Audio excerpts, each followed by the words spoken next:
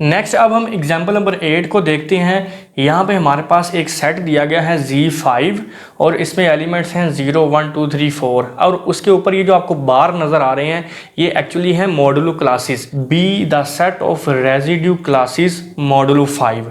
ये हमारे पास एक सेट है जिसमें क्लासेस पड़ी हुई हैं रेजिड्यू मॉडुलो 5 में। अब यहाँ पे ये जो रेजिड्यू क्लासेस मॉडुलो 5 है इसका मतलब क्या है ये हम अभी बाद में देखेंगे जब इसकी कैलस टेबल बनाएंगे। यहाँ पे वो ये कह रहा है कि Z5 is a group under addition, ये अंडर एडिशन ग्रुप बनाते हैं। तो ग्रुप को चेक करने के लिए सबसे पहली प्रॉपर्टी हमारे पास क्या होती है,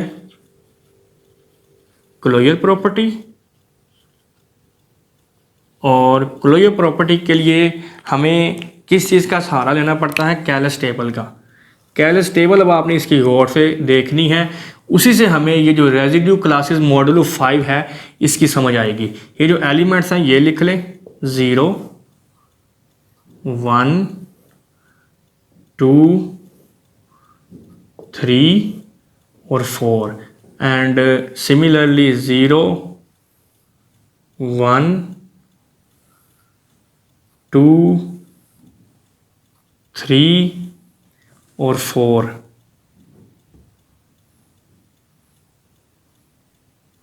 अब चूंकि हमारा जो बाइनरी ऑपरेशन यहाँ पे एडिशन है तो 0 को 0 में ऐड करेंगे, आंसर इज 0।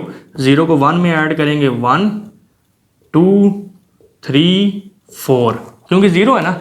अब 1 को 0 में ऐड करेंगे 1, 1 को 1 में ऐड करेंगे 2, 1 को 2 में ऐड करेंगे 3, 1 को 3 में ऐड करेंगे 4 और 1 को 4 में ऐड करेंगे तो कितना होगा 5। देखें ना, 1 को जब आप 4 में ऐड करेंगे आंसर आएगा 5। लेकिन 5 आपने ऐसे नहीं लिखना, इस आंसर को आपने डिवाइड करना है 5 पे। ये जो रेजिड्यू क्लासेस मॉडुलो 5 है ना, इसका मतलब ये है कि इन एलिमेंट्स को जब हम आपस में ऐड करें, अगर हमारा आंसर 4 या 4 से लेस आए तो फिर तो वैसे ही लिख देना है। अगर 4 से बढ़ जाए मतलब 5 या 5 से कोई ग्रेटर वैल्यू आएगी तो उसको हम पहले 5 पे डिवाइड करेंगे। तो जब इस 5 को 5 पे डिवाइड करेंगे तो रिमाइंडर 0 आएगा ना। देखें ना, इस तरह से 5 को इस तरह रख के जब हम डिवाइड करते हैं तो रिमाइंडर 0 आता है ना। तो यहाँ पे अब हमने रिमाइंडर लिखना है, ये मतलब है इसका रेजिड्यू क्लासेस मॉडुलो 5। बात क्लियर हो गई। इसी तरह से अब हम इसको सॉल्व करेंगे। 2 को जब 0 में ऐड करेंगे 2, 2 को 1 में ऐड करेंगे 3, 2 को 2 में ऐड करेंगे 4, 2 को 3 में ऐड करेंगे अगेन 5 बनेगा और 5 को 5 पे डिवाइड करेंगे रिमाइंडर 0। इसी तरह से 2 में जब 4 ऐड करेंगे तो आंसर आएगा 6 और 6 को जब 5 पे डिवाइड करेंगे रिमाइंडर आएगा 1। उसके बाद 3 को जब हम 0 में ऐड करेंगे 3, 3 को 1 में ऐड करेंगे 4, 3 को 2 में ऐड करेंगे 5, 5 को 5 पे डिवाइड करेंगे रिमाइंडर 0, 3 को 3 में ऐड करेंगे 6, 5 पे डिवाइड करेंगे रिमाइंडर 1। इसी तरह से 3 को 4 में ऐड करेंगे 7 और जब 5 पे डिवाइड करेंगे रिमाइंडर आएगा 2। इस तरह से 7 आया ना। देखें 3 को 4 में ऐड किया, आंसर आया 7। तो डिवाइड करना है 5 पे, 5 1s are 5, रिमाइंडर इज 2। तो हमने यहाँ पे रिमाइंडर लिखना है। उसके बाद 4 को देखते हैं। 4 को 0 में ऐड करेंगे 4, 4 को 1 में ऐड करेंगे 5, 5 पे डिवाइड करेंगे रिमाइंडर 0, 4 को 2 में ऐड करेंगे 6, 5 पे डिवाइड करने से रिमाइंडर 1, 4 को 3 में ऐड करेंगे 7 और रिमाइंडर क्या आएगा 5 पे डिवाइड करने से 2। और इसी तरह से 4 को जब 4 में ऐड करेंगे तो आंसर आएगा 8 और 8 को जब हम 5 पे डिवाइड करेंगे तो रिमाइंडर क्या आया 3। तो यहाँ से देखिए हमारे पास ये बात क्लियर हो गई है कि इस कैलस टेबल में तमाम वही एलिमेंट्स आए हैं जो इस सेट Z5 से बिलोंग कर रहे हैं। इसमें एक भी ऐसा एलिमेंट नहीं है जो इस सेट में मौजूद ना हो जो हमारे पास Z5 गिवन है। तो फिर इसका मतलब हम ये कह सकते हैं कि closure property hold in Z5, it is clear from table that closure property under addition holds in Z5। उसके बाद जो दूसरी प्रॉपर्टी है एसोसिएटिव प्रॉपर्टी, वो हम देख लेते हैं। एसोसिएटिव प्रॉपर्टी अब इसमें एसोसिएटिव प्रॉपर्टी भी होल्ड करेगी, क्योंकि आप इसके कोई से 3 एलिमेंट उठा लें। फॉर एग्जांपल मैं ये 3 उठा लेता हूँ, कोई भी ले सकते हैं आप। 1 प्लस, अब चूंकि यहाँ पे हमारा बाइनरी ऑपरेशन है एडिशन, +2 + 3 इक्वल्स टू 1 + 2 + 3, पहले ब्रैकेट इन पे लगा लें और बाद में इन पे लगा लें, तो लेफ्ट हैंड साइड का आंसर राइट के इक्वल आएगा। तो फिर हम यहाँ पे ये कह सकते हैं कि associative property with respect to addition hold in Z5। ये यहाँ पे आप सेंटेंस लिख सकते हैं। उसके बाद जो तीसरी प्रॉपर्टी है ये क्या है,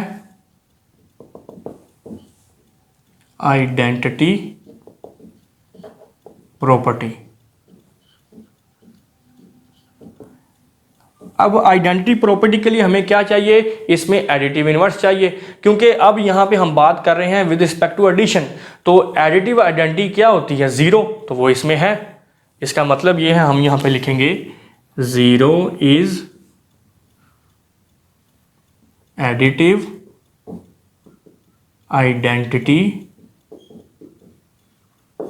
ऑफ Z5, क्योंकि 0 को आप किसी भी नंबर में, चले मैं यहाँ पे 2 उठा लेता हूँ, चाहे लेफ्ट साइड से ऐड कर लें चाहे राइट साइड से ऐड कर लें, दोनों सूरतों में आंसर वही आएगा, क्योंकि 0 एडिटिव आइडेंटिटी है। इस तरह से आप किसी भी एक एलिमेंट की यहाँ पे काउंटर एग्जांपल दे सकते हैं। तो फिर हम इसलिए कह सकते हैं कि identity property hold in Z5 under addition. ये सेंटेंस आप यहाँ पे लिख सकते हैं।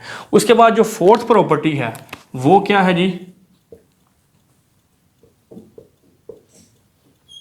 Inverse property. इनवर्स प्रॉपर्टी के लिए हमें क्या चाहिए होता है, हर एलिमेंट का इनवर्स इसी सेट से, तो वो हमें मिलता है कैलस टेबल से।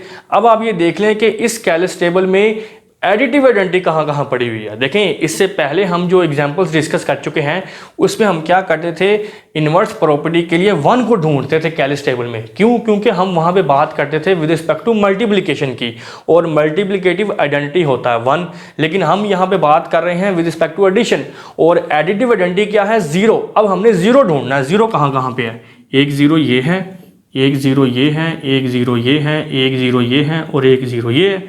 अब देखिए ये 0 कैसे आया, इस 0 को 0 में ऐड किया तो 0 आया। इसका मतलब ये है कि ये जो 0 क्लास है इसका एडिटिव इनवर्स क्या है, 0 ही। इसी तरह से ये 0 कैसे आया है, यहाँ पे जो 1 है इसका एडिटिव इनवर्स क्या है, 4। देखें, वैसे अगर हम सिंपल बात करें 1 का एडिटिव इनवर्स होता है -1, लेकिन हम यहाँ पे बात कर रहे हैं रेजिड्यू क्लासेस मॉडुलो 5 में। रेजिड्यू क्लासेस मॉडुलो 5 में 1 का एडिटिव इनवर्स क्या है, 4, क्योंकि इन दोनों को ऐड करने से 0 आया है ना, और 0 हमारी यहाँ पे एडिटिव आइडेंटिटी है। बात क्लियर हो गई। इसी तरह से 2 का एडिटिव इनवर्स क्या है, 3, ये 0 पड़ा हुआ है। 3 का एडिटिव इनवर्स क्या है, 2, ये 0 पड़ा हुआ है। और 4 का एडिटिव इनवर्स क्या है, 1, ये 0 पड़ा हुआ है। इसका मतलब ये है कि इन पांचों एलिमेंट्स के इनवर्स इसी सेट से बिलोंग कर रही हैं, और फिर हम ये कह सकते हैं कि inverse property with respect to addition Z5 में होल्ड करती है। यहाँ भी हम इनके इनवर्सेस लिख लेते हैं। 0 का एडिटिव इनवर्स 0 ही है, क्योंकि इन दोनों को ऐड करने से 0 आ रहा है। इसी तरह से 1 का एडिटिव इनवर्स क्या है जी, 1 को किस में ऐड किया तो 0 आया, 4 में। और इसका मतलब ये हो गया कि 4 का एडिटिव इनवर्स 1 है। इसी तरह से 2 का एडिटिव इनवर्स क्या है, 3, क्योंकि 2 को 3 में ऐड किया तो 0 बना है ना, और इसी तरह से 3 को 2 में ऐड करेंगे तो वो 0 बनेगा। इसका मतलब ये हो गया कि हर एलिमेंट का इनवर्स चूंकि Z5 में पड़ा हुआ है, तो इसलिए inverse property hold in Z5 with respect to addition. ये सेंटेंस आप यहाँ पे लिख सकते हैं। अब देखिए, चारों प्रॉपर्टीज चूंकि इसमें होल्ड कर गई हैं, इसलिए फिर हम ये कह सकते हैं Z5 is a group under addition. और अगर आप यहाँ पे इसकी जो 5वीं प्रॉपर्टी है, कम्यूटेटिव प्रॉपर्टी, वो भी अगर आप चेक करना चाहें तो कर सकते हैं, क्योंकि इसमें कम्यूटेटिव प्रॉपर्टी भी होल्ड करेगी। इसलिए Z5 जो है ये ना सिर्फ ग्रुप है बल्कि ये अबिलियन ग्रुप भी है, क्योंकि इसमें commutative property with respect to addition hold करेगी। अब इसके बाद जो एग्जांपल नंबर 9 है उसकी स्टेटमेंट मैं आपको लिख देता हूं, और उसकी कैलस टेबल मैं सिर्फ बनाऊंगा, आगे आप इसको खुद ही सॉल्व करेंगे।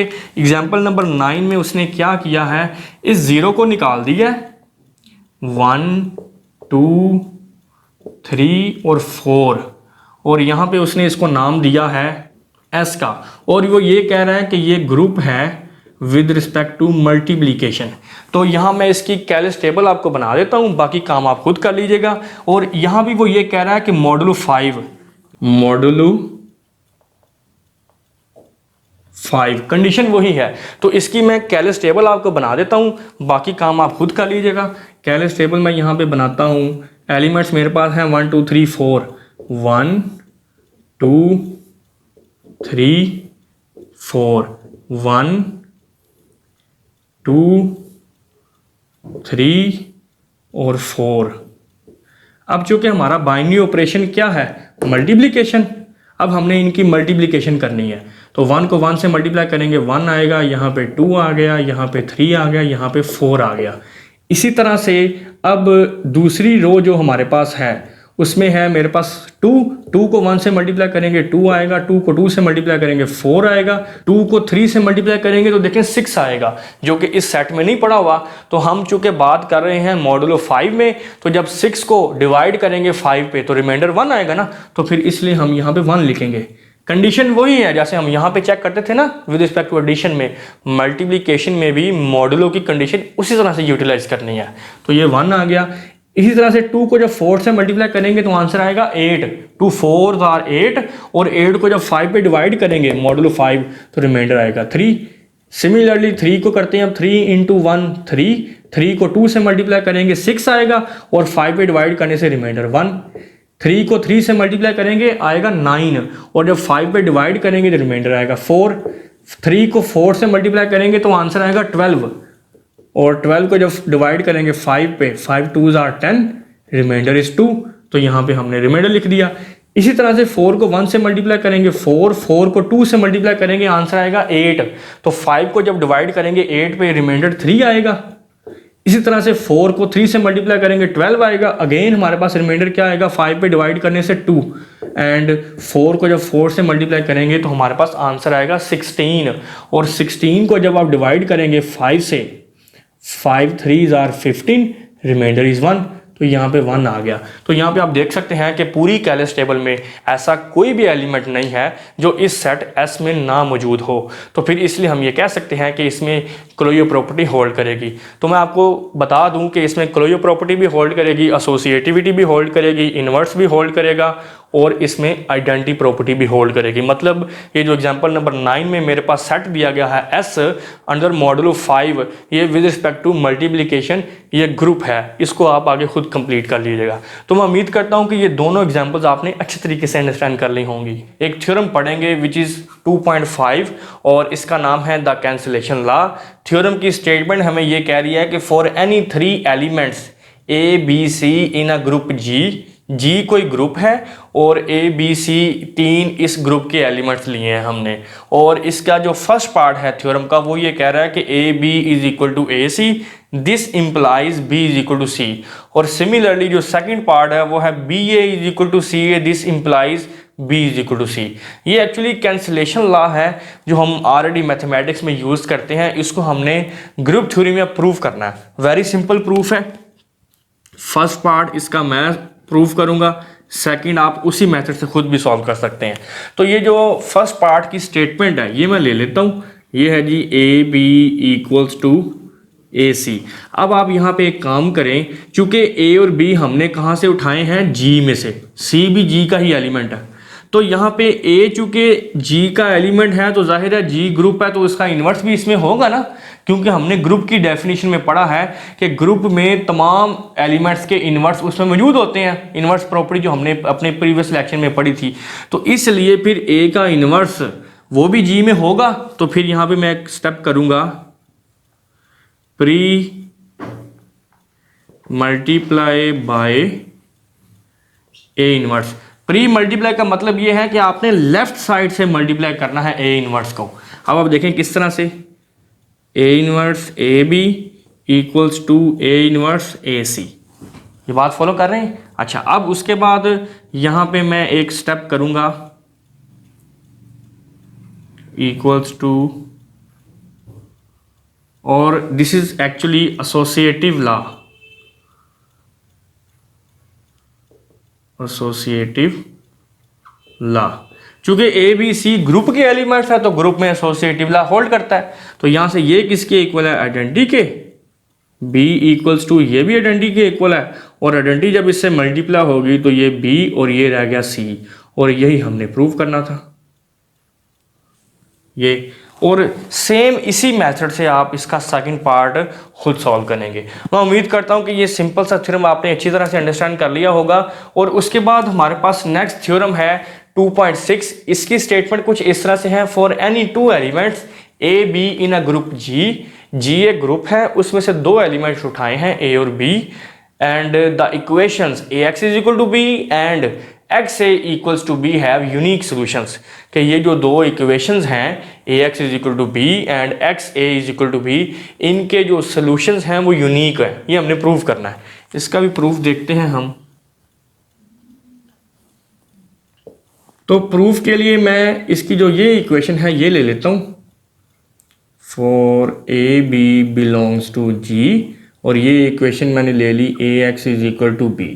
यहां पे भी हम वही काम करेंगे, pre multiply by A inverse. Left side से आप ए इनवर्स को मल्टीप्लाई कर दें, लेफ्ट हैंड साइड पे भी और राइट हैंड साइड पे भी। तो ये एक्चुअली किसके इक्वल हो जाएगा, आइडेंटिटी के, और ये x है is equal to a inverse b। इधर भी वही रीज़न है, चूंकि a और b g के एलिमेंट्स हैं, जाहिर है इसका इनवर्स भी g में होगा, इसलिए हम इसको मल्टीप्लाई कर रहे हैं। और ये जो e है ये क्या है, g की आइडेंटिटी है। e इज आइडेंटिटी एलिमेंट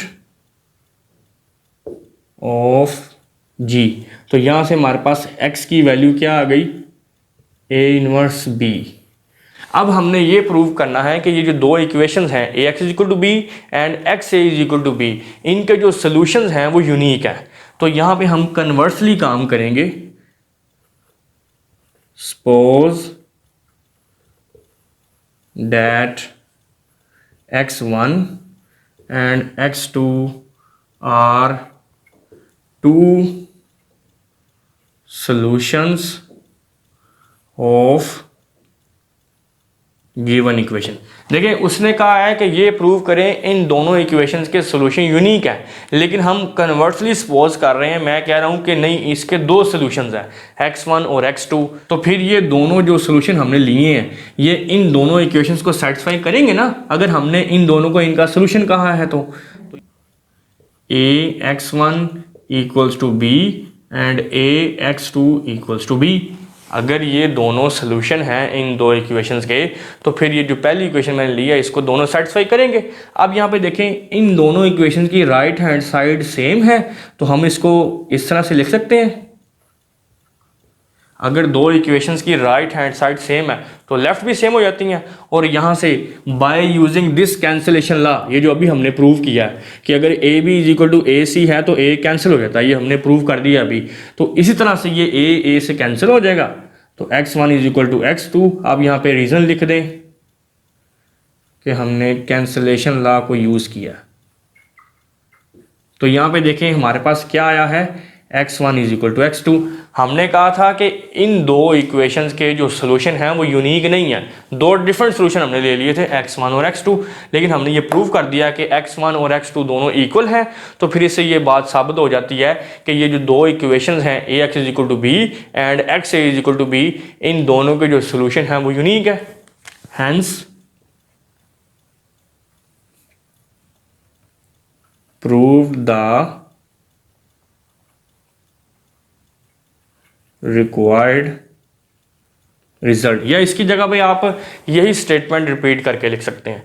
तो मैं उम्मीद करता हूं कि ये दोनों थ्योरम आपने अच्छे तरीके से अंडरस्टैंड कर लिए होंगे। नेक्स्ट अब हम थ्योरम नंबर 2.7 को सॉल्व करते हैं। इसकी स्टेटमेंट कुछ इस तरह से है, for A B in a group G, G एक ग्रुप है और ए और बी दो इसके एलिमेंट्स हैं। हमने ये प्रूव करना है ए बी होल का inverse is equal to b inverse A inverse.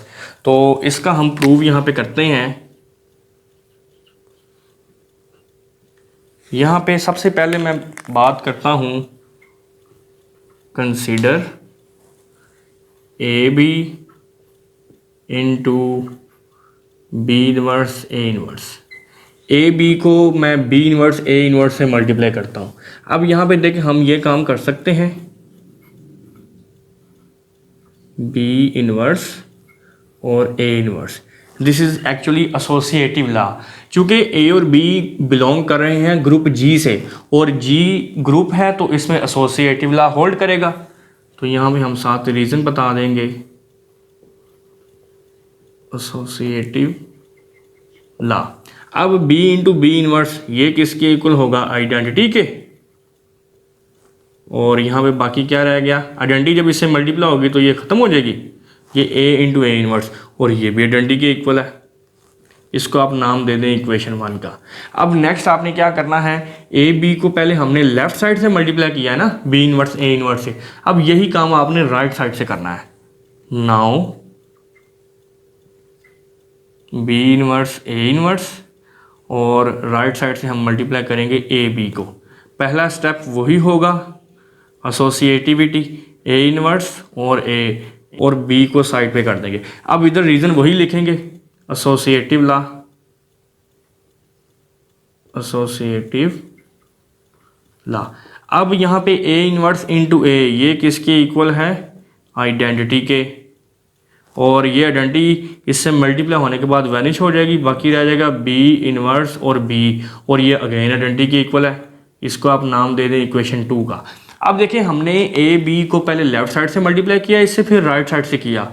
दोनों सूरतों में हमारे पास आंसर क्या आया है, आइडेंटिटी। और हमने ये ग्रुप थ्योरी में पढ़ा है कि जब किसी नंबर को किसी दूसरे नंबर से मल्टीप्लाई करें और आंसर हमारे पास क्या आए, आइडेंटिटी, तो फिर पहला नंबर दूसरे का मल्टीप्लिकेटिव इनवर्स होता है। तो इसका मतलब ये है, हम यहाँ पे रीज़न ये लिखेंगे, बाय इक्वेशन 1 एंड 2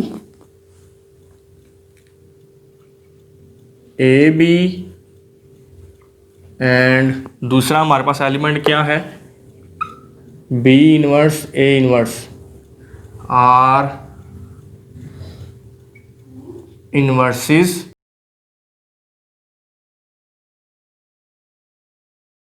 लेकिन हमें ये पता है कि ए बी का इनवर्स तो ए बी होल का इनवर्स होता है। देखे ना, ए बी जो हमारे पास एलिमेंट है इसका इनवर्स तो ये होता है, लेकिन इक्वेशन 1 और 2 ये कह रही है कि इसका इन्वर्स ये है। यहाँ पे हम यही इस बात की दलील देंगे, बट ए बी एंड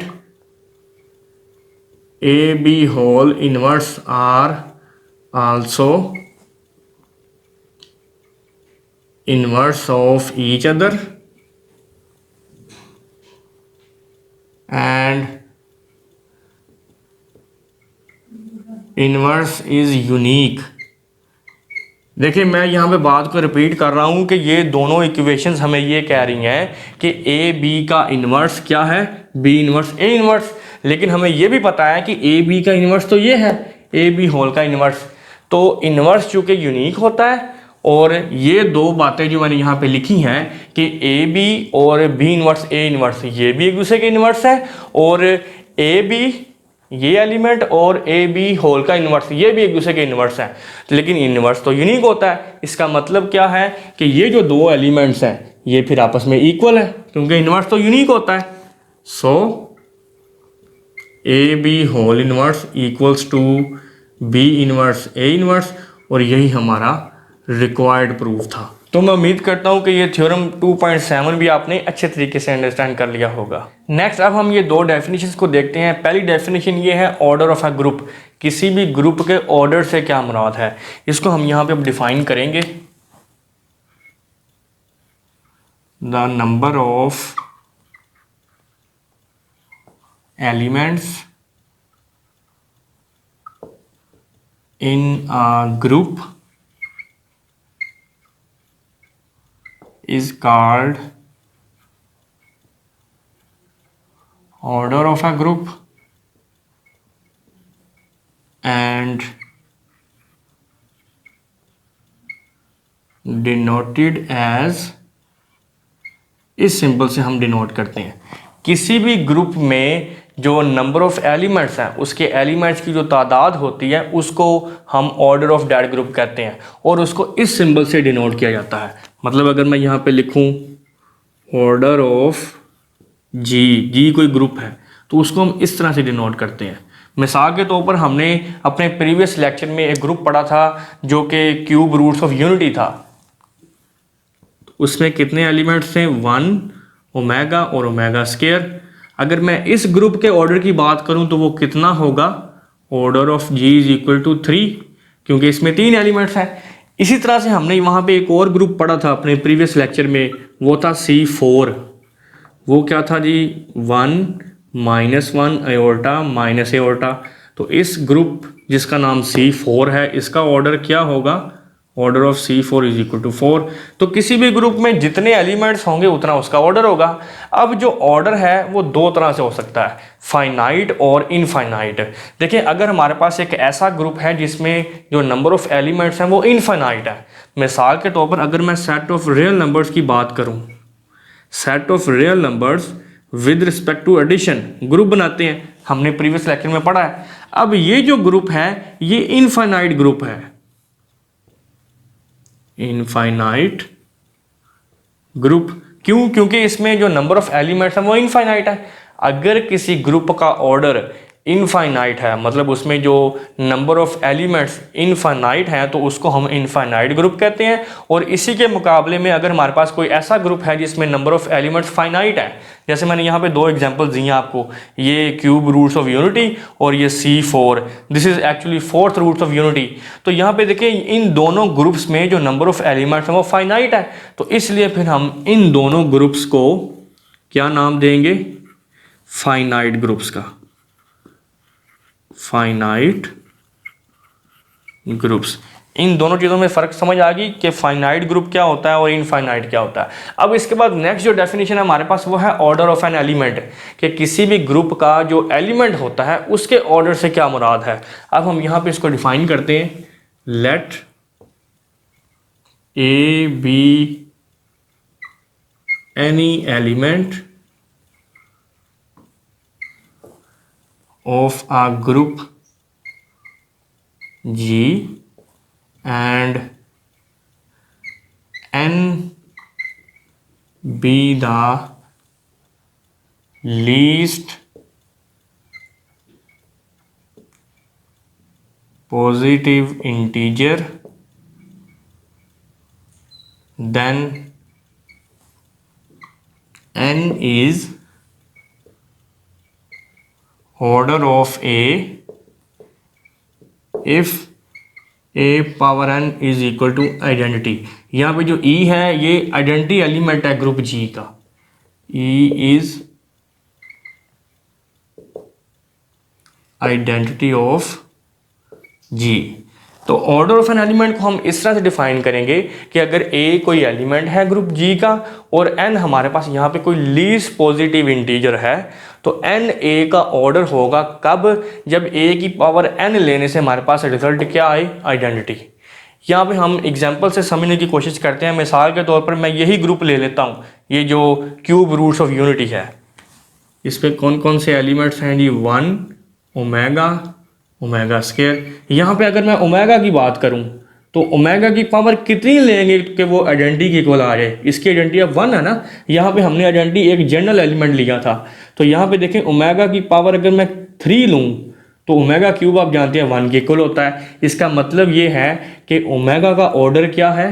3। यहाँ पे मैं बात को रिपीट कर रहा हूँ कि ऑर्डर ऑफ एन एलिमेंट से मुराद ये होती है किसी भी एलिमेंट का ऑर्डर वो पावर होती है जितनी पावर पे वो आइडेंटिटी के इक्वल हो जाता है।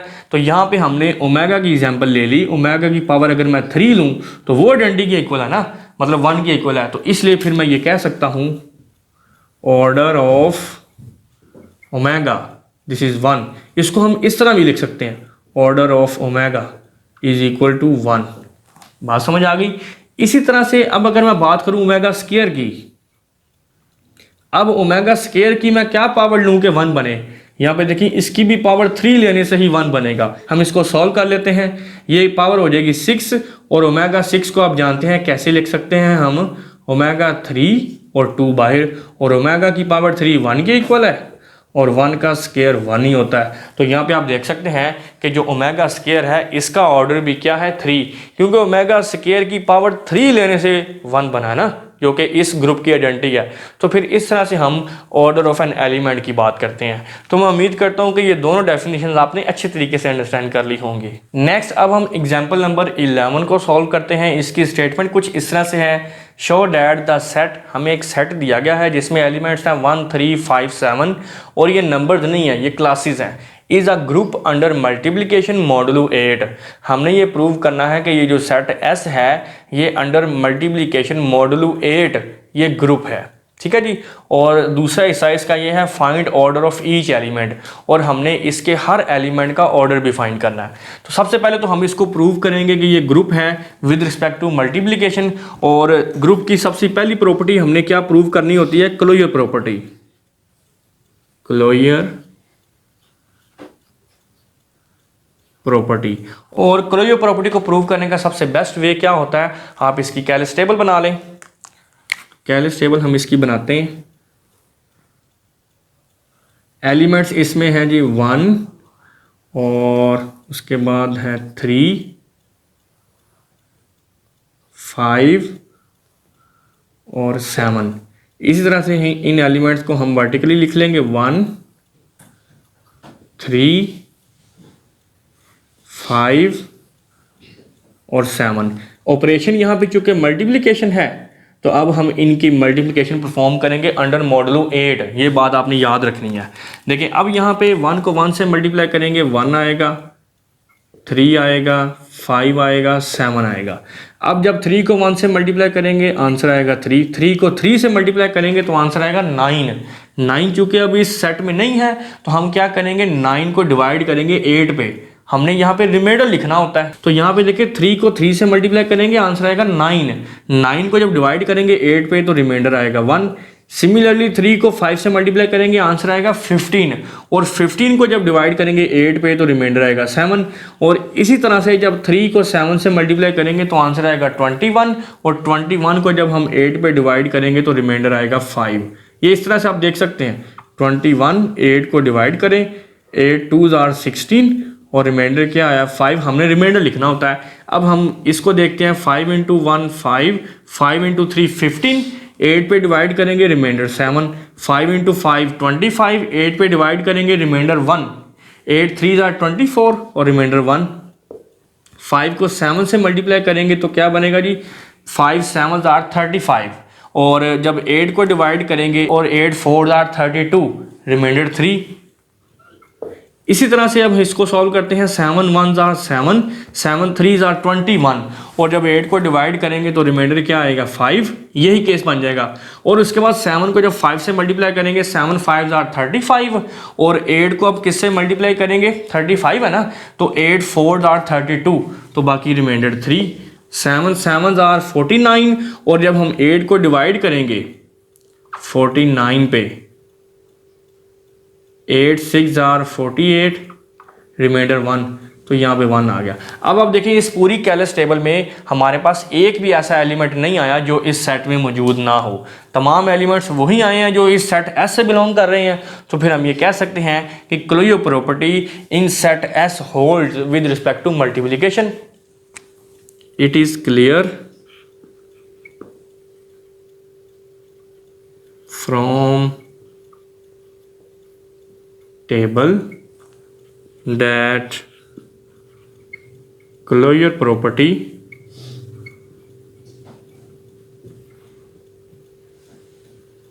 holds in S with respect to multiplication। Next इसकी जो दूसरी प्रॉपर्टी है वो है जी एसोसिएटिव प्रॉपर्टी।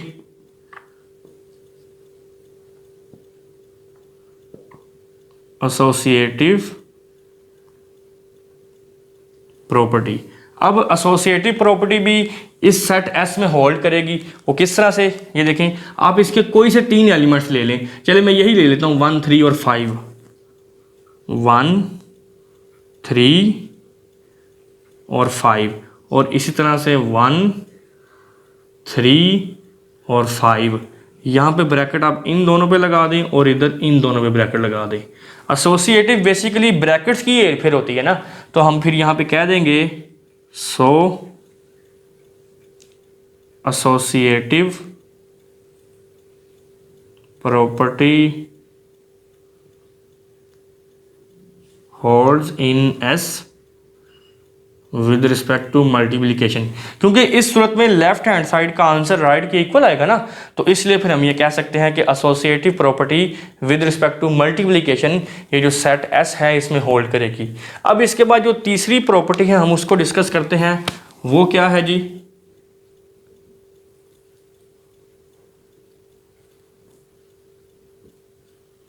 Identity property. अब ये जो हमारे पास सेट गिवन है, क्योंकि हम बात कर रहे हैं अंडर मल्टीप्लिकेशन, और अंडर मल्टीप्लिकेशन मल्टीप्लिकेटिव आइडेंटिटी क्या होती है, 1, और वो इसमें मौजूद है। As 1 is multiplicative identity of S with respect to multiplication. और इस बात की दलील क्या है कि आप किसी भी एलिमेंट को इसी ग्रुप के 1 को चाहे राइट साइड से मल्टीप्लाई कर दें चाहे लेफ्ट साइड से, दोनों सूरतों में आंसर 3 ही आएगा। और इसी तरह से आप कोई और एलिमेंट ले लें, लेट्स सपोज मैं 5 की बात करता हूँ, तो 1.5 या 5.1, दोनों सूरतों में आंसर 5 ही आएगा। तो फिर इसलिए हम ये कह सकते हैं कि identity property hold in S with respect to multiplication. और उसके बाद जो इसकी फोर्थ प्रॉपर्टी है, लास्ट प्रॉपर्टी, वो है inverse property. Inverse property, inverse property क्या है कि हमारे पास जो सेट गिवन है उसके हर एलिमेंट का इन्वर्स इसमें मौजूद होना चाहिए। और इन्वर्स हम कहाँ से फाइंड करते हैं, कैलस टेबल से।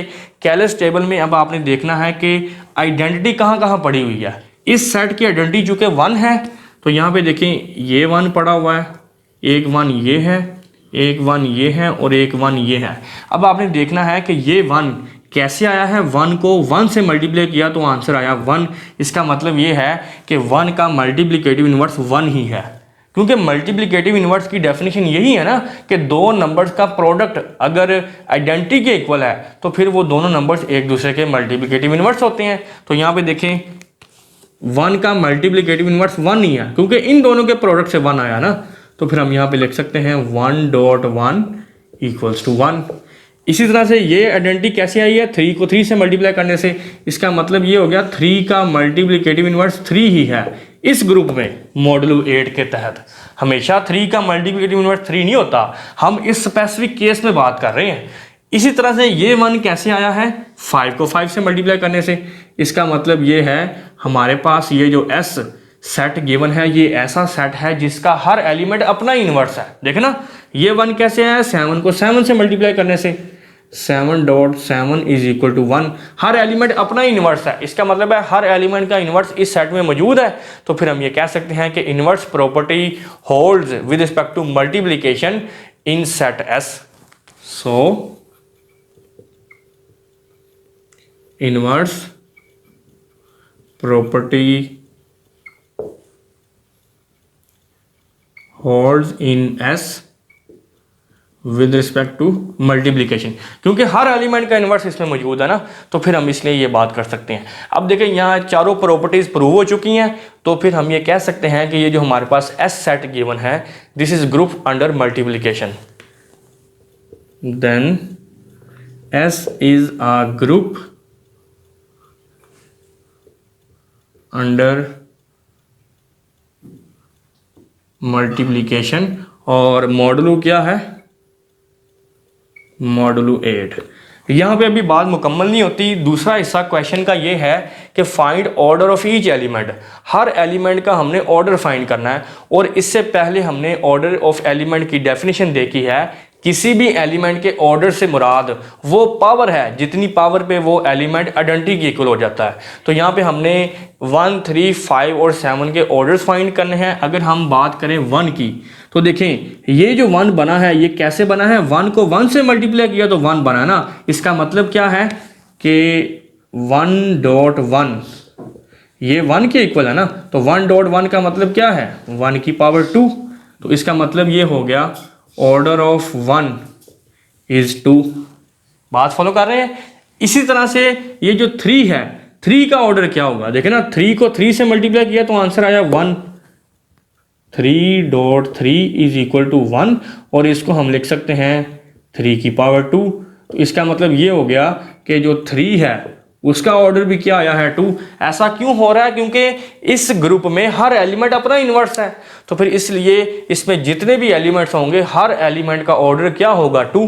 सिमिलरली जो ऑर्डर ऑफ 5 है ये भी 2 होगा, और ऑर्डर ऑफ 7 ये भी 2 होगा। और इस बात की दलील ये है क्योंकि देखें ना 5 को 5 से मल्टीप्लाई करेंगे तो 1 आएगा, मतलब 5 की पावर 2 पे 1 आ रहा है। इसी तरह से 7 को 7 से मल्टीप्लाई करेंगे तो 1 आया है। इट मींस 7 की पावर 2 आइडेंटिटी के इक्वल है, तो इसलिए फिर 7 का ऑर्डर क्या होगा 2।